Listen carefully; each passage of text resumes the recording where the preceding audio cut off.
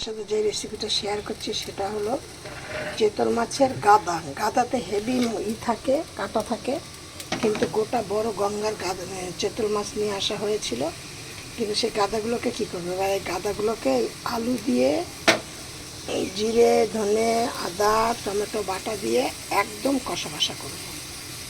তোমরা একবার এগুলি করে দেখো, আমি চম্পা তোমাদের সাথে শেয়ার করছি, তোমরা এইগুলো করে একবার খেয়ে দেখো। কষা করলে একটু ঝাল নুনটা একটু বেশি দিতে হবে, দিয়ে দারুণ হেভি খেতে লাগবে।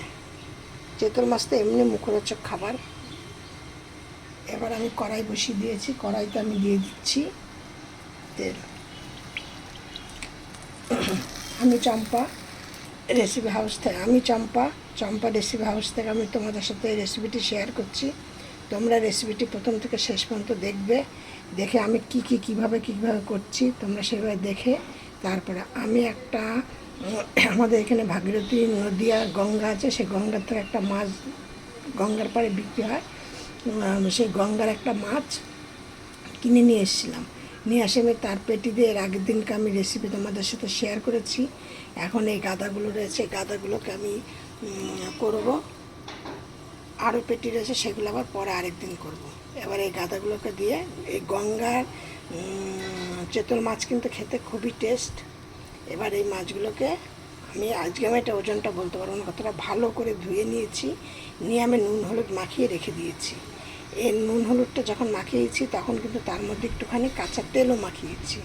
কাঁচা তেলটা মাখানোর উদ্দেশ্য হলো মাছটা আরও টেস্ট লাগবে খেতে, এই জন্য। এবার আমি এই মাছগুলোকে ভালো করে ভেজে নেব। মাছ ভাজা হতে মশলাটা করে না এখানে করেছি, আদা জিরে ধনে পেস্ট করেছি, করে নিয়ে এখন এর মধ্যে আবার কাঁচা লঙ্কার পাকা লঙ্কাটা দিয়েছি, দিয়ে আবার আমি এটাকে পেস্ট করব। এই একই সাথে আমি টমেটোটাও দিয়ে দিলাম। দেখো মাছগুলোকে সব লাল করে ভালো করে ভেজে নিয়েছি। এবার আমি ওই মাছ ভাজার তেলের মধ্যে আর একটুখানি তেল দিয়ে দিচ্ছি।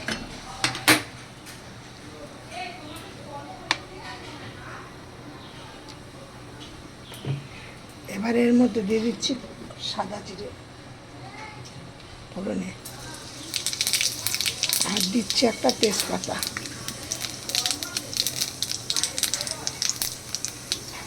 এবার এর মধ্যে দিয়ে দিচ্ছি এই দারচিনি আর দুটো এলাচ।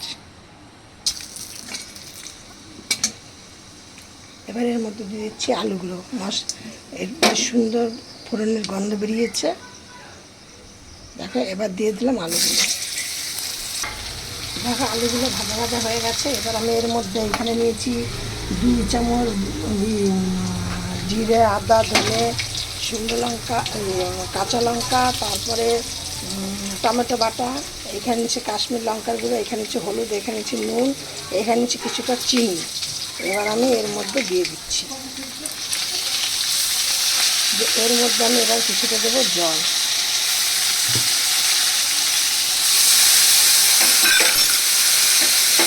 হ্যাঁ, আমার মশলার থেকে তেল ছেড়ে গেছে। এবার আমি এর মধ্যে জল দিয়ে দেবো।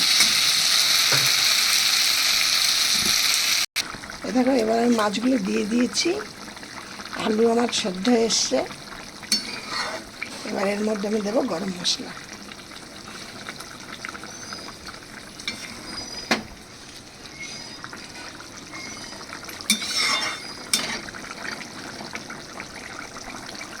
আর একটুখানি হোক। আমার এই রেসিপিটা তোমরা খেয়ে দেখবে, আর একটা করে লাইক কমেন্ট শেয়ার করো, আর নতুন বন্ধুদের বলছি একটা সাবস্ক্রাইব করে লাইক করে পাশে থাকো। আমার মাছের ঝোলটা কিন্তু হয়ে গেছে। এবার আমি এর মধ্যে একটুখানি দিয়ে দিচ্ছি এলাচ থেতো করে, দিয়ে এবার একটা ফুট দিলেই নামিয়ে দেব। তোমরা শুধু দেখো কেমন হয়েছে তরকারিটা, রেসিপিটা। আমার একটু উল্টোপাল্টা বলা হয়ে যায়, কারণ আমি এই একদম নতুন, তোমরা একটু ঠিক করে বুঝে নেবে।